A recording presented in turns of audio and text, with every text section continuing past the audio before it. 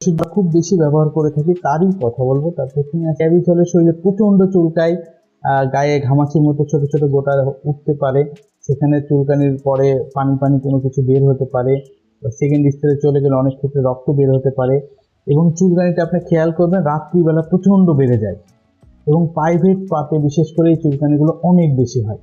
তাহলে আপনার যদি এই চুলকানিগুলো থাকে এবং দেখছেন যে দু একদিনের মধ্যে আপনার ফ্যামিলি মেম্বারের মধ্যে ছড়িয়ে পড়েছে, তাহলে আপনি হয়তো স্ক্যাবিজে আক্রান্ত।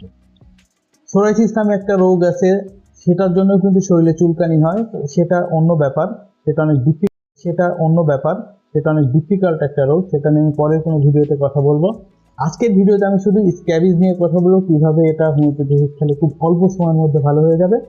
তবে চলুন আমরা জেনে নিই হোমিওপ্যাথি কি ওষুধ আমরা স্ক্যাবিজের ক্ষেত্রে ব্যবহার করতে পারি। আপনারা সবাই জানেন হোমিওপ্যাথি লক্ষণ ভিত্তিক চিকিৎসা পদ্ধতি, তবে অভিজ্ঞতার আলোকে চুলকানির ক্ষেত্রে যে ওষুধগুলো আমরা খুব বেশি ব্যবহার করে থাকি তারই কিছু ওষুধ নিয়ে আমি এখন কথা বলবো। তারপর এটা যদি বের হয়